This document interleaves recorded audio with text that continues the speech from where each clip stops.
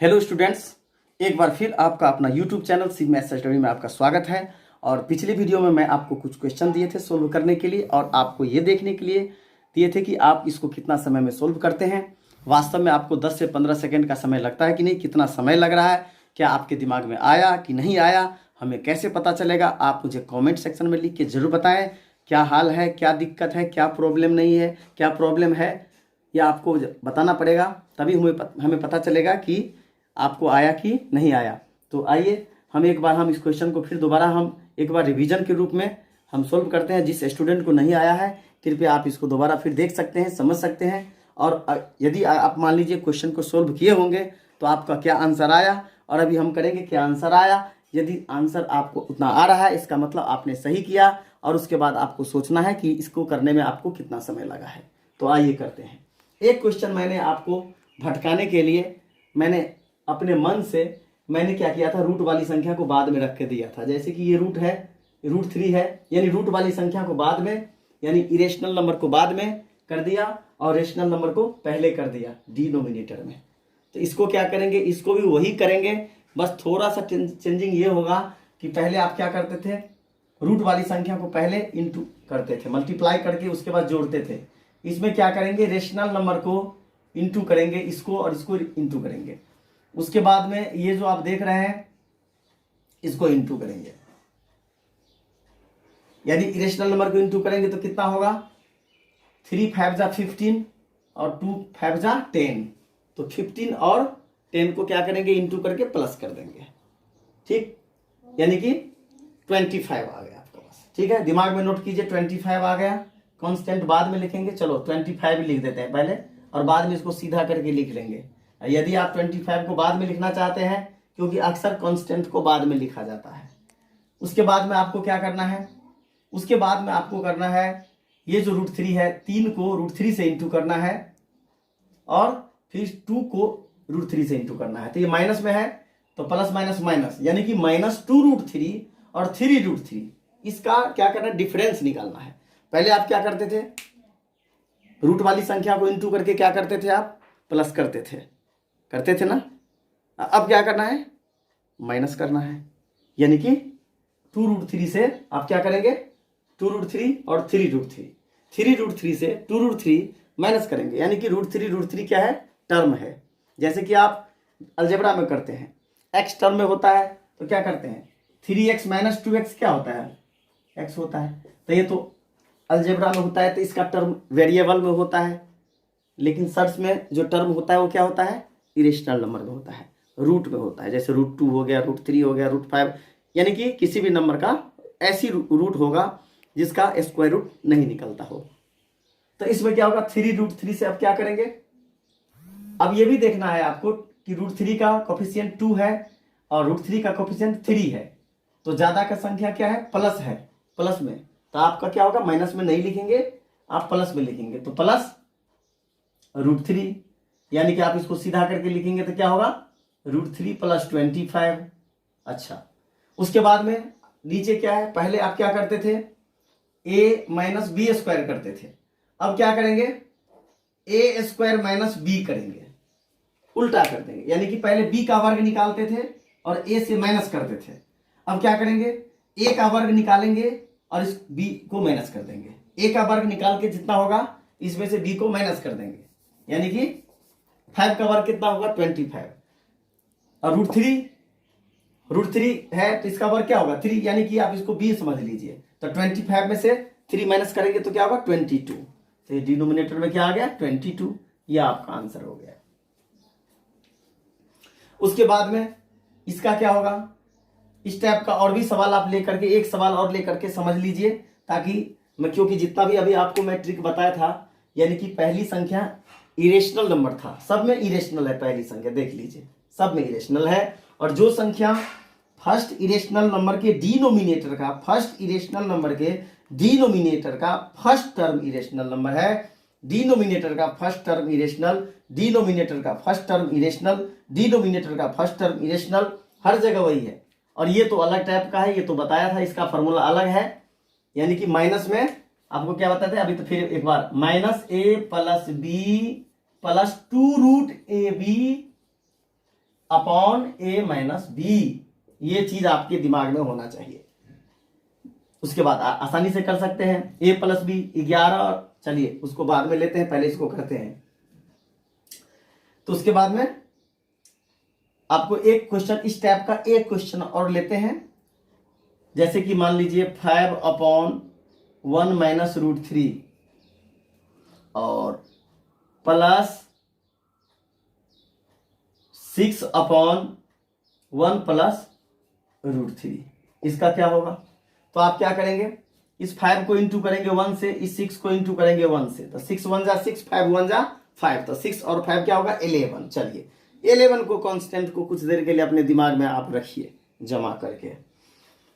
उसके बाद आप क्या करेंगे, इस 6 को इस रूट 3 से माइनस करेंगे, इंटू करेंगे, सॉरी 6 को रूट 3 से इंटू करेंगे तो क्या होगा? 6 रूट 3 माइनस में आएगा, माइनस 6 रूट 3, दिमाग में रखिए, आपको दिमाग में कैलकुलेशन करना है, माइनस 6 रूट 3। चलिए अब क्या करना है, 5 को रूट 3 से इंटू कीजिए आप ध्यान से, यानी कि 6 को माइनस रूट 3 से इंटू किया, माइनस 6 रूट 3। उसके बाद 5 को रूट 3 से इंटू करेंगे 5 रूट 3, तो माइनस 6 रूट 3 अब प्लस 5 रूट 3 कितना होगा? ज्यादा का साइन माइनस में है, तो ये ध्यान रखिएगा कि यहां पर जो इरेशनल नंबर का जो कॉम्बिनेशन माइनस में आएगा, बीच में माइनस आएगा, ध्यान रखिएगा। ज्यादा का साइन माइनस में आ गया और 6 से 5 माइनस करेंगे तो क्या होगा? 1, और रूट 3 का कोफिशिएंट 1 नहीं लिखेंगे, we can not write coefficient 1, because 1 को रूट 3 से इंटू करेंगे तो रूट 3 आ जाएगा, तो 1 को नहीं लिखना है, ये चीज आप समझते हैं। तो क्या हो जाएगा? माइनस रूट 3, यानी कि माइनस 6 रूट 3 प्लस 5 रूट 3, दोनों का कैलकुलेशन आएगा माइनस रूट 3, और 6 और 5 को ऐड करेंगे कितना होगा? 11, यानी कि 11 माइनस रूट 3 आ गया आपको। उसके बाद डिनोमिनेटर में क्या आ जाएगा? 1 स्क्वायर, यानी कि फर्स्ट जो नंबर है इसका स्क्वायर, इसका वर्ग निकालिए, तो 1 का स्क्वायर क्या होगा? 1, और ये 3, यानी कि ए स्क्वायर माइनस बी, यानी कि बी क्या है? रूट के अंदर वाली संख्या को बी मानते हैं, सपोज करते हैं, तो 1 में से 3 माइनस करेंगे क्या होगा? -2, यानी कि -2, ये आपका हो गया आंसर। यानी कि आप इसको, ये जो है ट्रिक, इसका मेन है कि क्रॉस मल्टीप्लीकेशन, प्लस में तो है लेकिन आपको क्या करना है? क्रॉस मल्टीप्लीकेशन करना है, और जिसको आप क्रॉस मल्टीप्लीकेशन करते हैं उसको क्या करना है? आपको जोड़ना है। लेकिन माइनस का विशेष ध्यान रखना है आपको कि कहीं आपका माइनस गलत ना हो, यह आपको सोचना पड़ेगा कि दो संख्याओं को इंटू करके क्या क्या आ गया है और दोनों को प्लस करने पर क्या आएगा। ज्यादा संख्या का साइन माइनस में है तो माइनस में आएगा, ज्यादा संख्या का साइन प्लस में है तो प्लस में आएगा। उसके बाद में इसको और भी सुटेबल ढंग से आप लिखेंगे तो ये जो माइनस है, आप इसको मान के चलिए एक मिनट के लिए ब्रैकेट में रखते हैं, तो माइनस और प्लस क्या होता है? माइनस। तो आप इसको ऐसे लिख सकते हैं 11 माइनस रूट 3/2, ये हो गया आंसर। यानी कि डायरेक्ट आप आंसर निकाल सकते हैं इस तरह का क्वेश्चन का। और इस तरह का जितने भी क्वेश्चन आप देख रहे हैं, इस तरह का क्वेश्चन अक्सर ऑब्जेक्टिव क्वेश्चन में आता है। यानी कि आपको 4 क्वेश्चन आ गया, सर्च का क्वेश्चन है और उसमें आपको 4 ऑप्शन दे दिया है और 4 ऑप्शन में कौन सा आंसर होगा। ये चीज आपको यहां पर सिंप्लीफाई करने के लिए नहीं कहा गया है, आपको चूज करना है कि 4 में से 4 ऑप्शन है, इसमें से आपका आंसर, सही आंसर क्या होगा। तो इसको कैलकुलेशन करने के लिए आपके पास ज्यादा समय नहीं होता है, क्योंकि 10 क्वेश्चन है तो आपके पास इसको आपको करने में 5 से 7 मिनट में करना है। 20 क्वेश्चन है आपके पास तो आपको 15 मिनट में करना है, 10 मिनट में करना है। ये आपका प्रयास है कि 50 क्वेश्चन है इस टाइप का, मान लीजिए 50 क्वेश्चन है तो आप इसको देखिए कि कम से कम आप 50 क्वेश्चन है तो 50 मिनट से नीचे, यानी कि 30 मिनट में आपको करना है, 25 मिनट में करना है। ये आपका प्रयास है। यानी एक क्वेश्चन को सोल्व करने के लिए आप कोशिश कीजिए कि 7 से 10 सेकंड में हो जाए।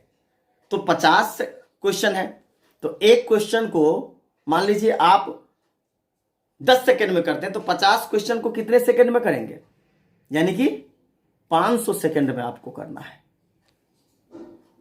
तो ये तब कर सकते हैं जब आप प्रैक्टिस करेंगे, और अभी घर पे आप बैठ के आसानी से प्रैक्टिस कर सकते हैं, क्योंकि आपके पास अभी बहुत ही बेहतर मौका है, बहुत ही बेहतर एक समय है। यदि आज स्कूल चलता तो स्कूल में आप क्या करते? ओनली स्कूल का कोर्स, स्कूल का कोर्स कॉपी तैयार करते आप, याद नहीं करते। स्कूल में पढ़ाई होती है, आप कॉपी तैयार करते, और जब आपका एग्जाम का समय आता तो आप क्या करते, पूरे किताब को आप मतलब याद करने का प्रयास करते 10 से 15 दिन 20 दिन में। यानी कि जो काम आप 6 महीना में याद नहीं करते हैं, उसको जब आपके पास जब एग्जाम आता है तो आप क्या करते हैं, दिमाग में अरे यार एग्जाम आ गया, अब तो मुझे याद करना पड़ेगा। तो एंड टाइम पर जब आप याद करते हैं तो आपके दिमाग में क्या होता है, आपका ब्रेन विचलित हो जाता है, आपके दिमाग में ठीक तरह से नॉलेज क्या है कि सेट नहीं हो पाता है। और जब आपके दिमाग में अच्छा नॉलेज जब होगा, कॉन्फिडेंस आपका स्ट्रांग होगा, तब आप एग्जाम में बिल्कुल सही करेंगे, कभी नर्वस आएंगे नहीं। लेकिन अक्सर बच्चे क्या करते हैं, एग्जाम में नर्वस हो जाते हैं, मतलब कंफ्यूजिंग में पड़ जाते हैं कि क्या होगा क्या नहीं होगा। और आज के ज़माने में एक स्टूडेंट दूसरे को क्या करते हैं, हमेशा कंफ्यूजिंग करने में रहता है, तुक्का मारने में लगता है। हर काम तुक्का से नहीं चलेगा, डेफिनेटली क्या होगा ये चीज़ आपको पता होना चाहिए, तभी आप कर सकते हैं। और इस तरह से यदि आपका क्वेश्चन का सॉल्यूशन इस तरह के ट्रिक आपके दिमाग में होता है तो आपको क्या होगा, इसका बेनिफिट आपके लाइफ में कहीं ना कहीं इसका बेनिफिट होगा। आपको अपने आप पता चल जाएगा कि हमारे लिए क्या जरूरी है, क्या जरूरी नहीं है। मैथमेटिक्स में बहुत सारी बात है। आप सर्च को क्या समझते हैं, अभी तक आप इतना सर्च नहीं पढ़े होंगे। अभी तक मैं भी जयपुर में करीब 2008 से लेकर 12 साल हो गए जयपुर में, और जयपुर में कुछ समय मैं एजुकेशन से दूर हो गया। अब इसका रीजन मैं नहीं बताना चाहता, किसी कारणवश। शॉर्टकट में मैं रीजन भी बता देता हूं, because I don't like present culture of education, I like old culture of education. हमारे देश में शिक्षा की जो संस्कृति थी, पढ़ाई लिखाई की जो एक सभ्यता थी पहले के जमाने में, आज से 15 साल 10 साल 15 साल 20 साल पहले की बात कर रहा हूं, टीचर को रिस्पेक्ट किया जाता था। वो चीज नहीं है। यदि किसी क्लास में स्टूडेंट को डांट दिया, कभी गलती से एक चाटा लग गया, तो आज के समय में क्या होता है, एक बहुत बड़ा केस बन जाता है, जहां तक टीचर को टांग तोड़ दिया जाएगा। आज के जमाने में ऐसा रियली में करे तो, मैं हंसने वाली बात नहीं है, ये हकीकत बता रहा हूं कि आज के जमाने में कानून बन गया, एक नया कानून बन गया है एजुकेशन की। शारीरिक दंड से आप बच्चों को शिक्षा नहीं दे सकते हैं। किसी भी विद्यालय में शारीरिक दंड से बच्चों को नहीं पढ़ाते हैं। तो ये हो गया नई सभ्यता, नई कल्चर। हमारे देश की सभ्यता संस्कृति, पुरानी सभ्यता और संस्कृति धीरे धीरे खत्म हो रहा है। आज के हमारे देश की संस्कृति की हत्या की जा रही है, समाप्त हो रहा है, और धीरे धीरे एक नई सभ्यता का आरंभ हो रहा है। नई संस्कृति, नई जनरेशन, ये हो रहा है, जो मैं लाइक नहीं करता हूं। क्योंकि पढ़ाई लिखाई की जहां तक बात है, तो किसी भी जमाने में पढ़ाई लिखाई हो, लेकिन पढ़ाई लिखाई का मतलब होता है कि एक टीचर और एक स्टूडेंट के बीच का रिलेशन, अगर बीच का रिलेशन बेस्ट है तो एजुकेशन अच्छा। यदि स्टूडेंट और टीचर के बीच का रिलेशन अच्छा नहीं है तो इसका मतलब एजुकेशन अच्छा नहीं है। एक दूसरे को समझना पड़ेगा, पेरेंट्स को क्या करना पड़ेगा, इसमें टीचर का सपोर्ट करना पड़ेगा। लेकिन आज के जमाने में क्या होता है, पेरेंट्स क्या करते हैं, कितने परसेंट पेरेंट्स होते हैं जो टीचर को सपोर्ट करते हैं? बहुत कम परसेंट है। लेकिन ज्यादातर परसेंटेज बढ़ गया है अपने बच्चों को सपोर्ट करने वाला, कि हमारे बच्चे को हिम्मत कैसे हुई हमारे बच्चे को हाथ लगाने की, हमारे बच्चे को हिम्मत कैसे हुई हाथ लगाने की। तो ये हो रहा है। तो बताइए, जब ये हो रहा है तो क्या हमारी शिक्षा, हमारी एजुकेशन कैसा होगा?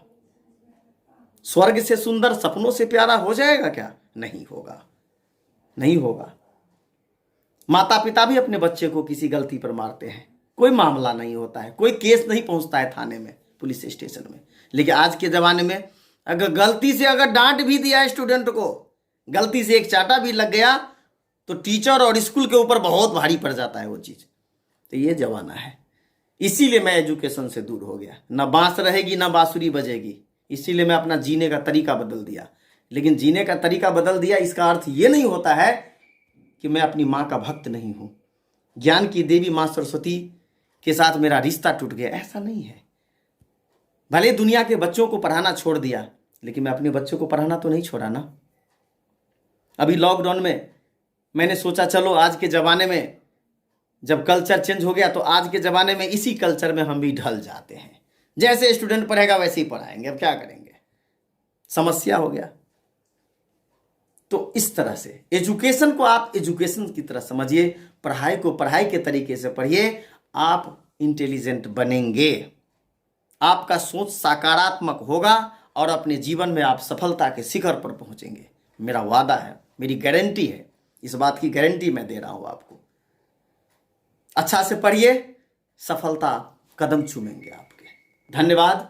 और मैंने आपको जो भी क्वेश्चन बताया हूं देख लीजिए। उसके बाद में कुछ क्वेश्चन जैसे ये है, ये तो बता दिया आपको कि रूट वाली संख्या, इरेशनल नंबर बाद में और रेशनल नंबर पहले। और इस टाइप का एक बार और रिवीजन करते हैं। इसमें भी यही होता है, क्रॉस मल्टीप्लीकेशन। रूट 5 को 1 से इंटू करेंगे रूट 5, रूट 5 को 1 से इंटू करेंगे रूट 5, रूट 5 को ऐड करेंगे तो 2 रूट 5। उसके बाद में -1 को 1 से इंटू करेंगे -1, 1 को 1 से इंटू करेंगे +1, -1 +1 दोनों को ऐड करेंगे 0 आ जाएगा। उसके बाद में ऊपर तो ये आएगा, नीचे क्या आएगा, a - b²। यानी a 5 है, 5 में से क्या करेंगे 1 माइनस करेंगे, क्योंकि 1 का स्क्वायर क्या होगा 1, तो 4 आएगा। 2 2 जा 4, यहां क्या रूट 5/2 आ जाएगा बच्चों। और भी क्वेश्चन है, वैसे ही कीजिएगा इसको भी। इसको कैसे करेंगे देखिए, 5 रूट 3, 6 रूट 3, 6 रूट 3, 5 रूट 3 कितना 11 रूट 3।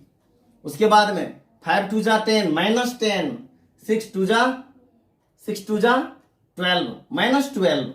यहां भी माइनस है, यहां भी माइनस है। पहले क्या था, डिफरेंस था, अभी क्या है, ओ सॉरी डिफरेंस में नहीं होगा ये ट्रिक, ये प्लस करना पड़ेगा आपको, क्योंकि माइनस में रहेगा तो क्या होगा, √3 - 2 का होल स्क्वायर हो जाएगा, कुछ और आ जाएगा। हालांकि वो भी मैं बताऊंगा, लेकिन ट्रिक के साथ मैं बताना चाहता हूं।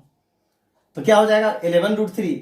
उसके बाद में 6 2 जा 12 -12 और 5 2 जा 10, तो -12 माइनस का ज्यादा, 12 ज्यादा है, उसका साइन माइनस माइनस में आएगा। और 12 से 10 माइनस करेंगे तो कितना होगा 2/3 - 2 का स्क्वायर कितना होगा 4, तो 3 - 4 कितना होगा -1, ये -1 आ जाएगा, यानी कि यहां पर माइनस आ जाएगा। माइनस ब्रैकेट में ले लीजिए 11 √3 और -2 हो जाएगा। आप इस ब्रैकेट को ओपन करेंगे, ये भी आंसर होगा। आप इसको भी लिखेंगे, लेकिन 1 से डिवाइड होगा तो क्या होगा, वही नंबर आ जाएगा। आप इसको इंटू करेंगे तो क्या हो जाएगा, इसको लिख सकते हैं 2 - 11 √3। इस माइनस को यदि आप ब्रैकेट खोल देते हैं तो इसका आंसर बन जाएगा 2 - 11 √3, ये हो जाएगा। लेकिन आंसर आपको डायरेक्ट आ जाएगा, 1-2 स्टेप में आंसर आ जाएगा, आपको समय कम लगेगा, आपको इतना नहीं करना पड़ेगा। लेकिन यदि आपको सिंप्लीफाई करने के लिए कहा जाता है इस क्वेश्चन को, तो आपको क्या करना पड़ेगा, find the LCM of denominators, first step. उसके बाद क्या करना है, उसके बाद का स्टेप क्या होगा, उसके बाद क्या करेंगे, फर्स्ट इरेशनल नंबर के डिनोमिनेटर से, फर्स्ट इरेशनल नंबर के डिनोमिनेटर से एलसीएम को डिवाइड करेंगे, और एलसीएम को डिवाइड करेंगे तो क्वोटेंट आएगा, और क्वोटेंट को नॉमिनेटर से इंटू करेंगे, ये होगा सेकेंड स्टेप। इस तरह करेंगे तो सेकेंड स्टेप बन जाएगा। थर्ड स्टेप में क्या होगा, थर्ड स्टेप में आप क्या करेंगे, इंटू का रिप्रेजेंटेशन होगा नॉमिनेटर में, और डिनोमिनेटर में क्या होगा, a - b into a + b, यानी कि a² - b² रिप्रेजेंट होगा नीचे। जैसे कि देखिए √3 - 1 है, तो √3 का स्क्वायर -1 का स्क्वायर रिप्रेजेंट होगा, और ऊपर में क्या होगा, इंटू करेंगे। कैसे करेंगे, वही काम जो क्रॉस मल्टीप्लीकेशन आपको सिखा रहे हैं, उसी से ट्रिक बन रहा है।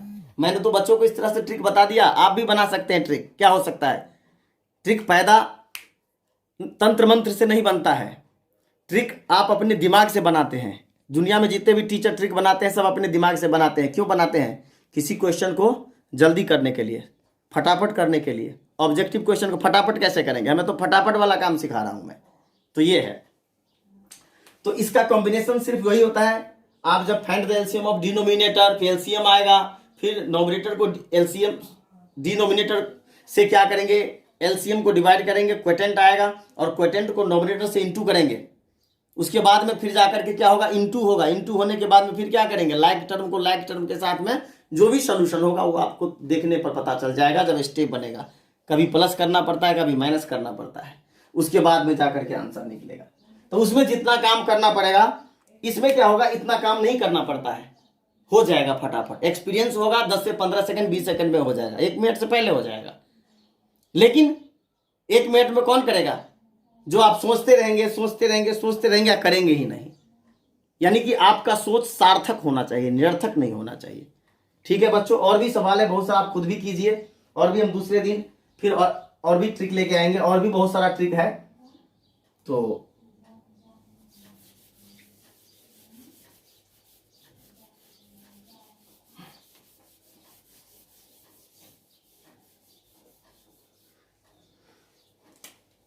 जैसे कि 1/√7 - 1 प्लस 1/√7 √7 + 1, इसमें क्या होगा डायरेक्ट आंसर 2√7, √7 को 1 से 2√7। उसके बाद में 1 कट जाएगा, 1 वाला जितना भी आएगा ना सब कट जाएगा 1 वाला। इसमें आपको 1 वाले में तो कुछ नहीं करना, वो तो और भी इजी है। उसके बाद में क्या करना पड़ेगा, डिनोमिनेटर में क्या आएगा, 7 - 1 6 आएगा। 7 में से सेकेंड रेशनल नंबर का, ये रेशनल नंबर का वर्ग, यानी कि 1 का वर्ग कितना 1, तो 7 में से 1 6 होगा। 2 3 जा कितना होगा, √7/3 आंसर आ गया। तो इस तरह का जो है जो आपको इतना नहीं करना पड़ेगा। लेकिन यदि मान लीजिए इस क्वेश्चन को आप ट्रिक से नहीं करते हैं, आप इसको पूरा सिंप्लीफाई करते हैं, तो क्या क्या करना पड़ेगा, क्या क्या करना पड़ेगा आपको, वही काम करना पड़ेगा। इसका √7 - 1 एलसीएम निकालना पड़ेगा। इसका और इसका एलसीएम क्या होगा, इंटू के रूप में रिप्रेजेंट करना पड़ेगा, √7 + 1। फिर इससे इसको डिवाइड करेंगे तो √7 + 1, फिर प्लस, फिर इससे आप डिवाइड करेंगे √7 + 1 से, तो √7 + 1 कट जाएगा, कैंसिल हो जाएगा, क्वोटेंट बचेगा। क्वोटेंट क्या होगा, √7 - 1, √7 - 1 को इंटू करेंगे 1 से, तो √7 - 1 क्या होगा, ये -1 ये +1 कट जाएगा। देखिए 2√7/a - b into a - b, √7 का स्क्वायर -1 का स्क्वायर क्या होगा, 2√7/7 - 1 क्या होगा, 2√7/6, 2 3 जा 6 क्या होगा, √7/3, √7/3। यानी कि इतना करना पड़ा है, इतना करना पड़ा है तब जाकर के आया है। लेकिन आप यदि मान लीजिए डायरेक्ट अगर ये चीज आ जाए डायरेक्ट, यानी कि ये सवाल जो है, ये क्वेश्चन है, इससे आपको क्या करना है, 1 2 3 ये चीज आपको क्या करना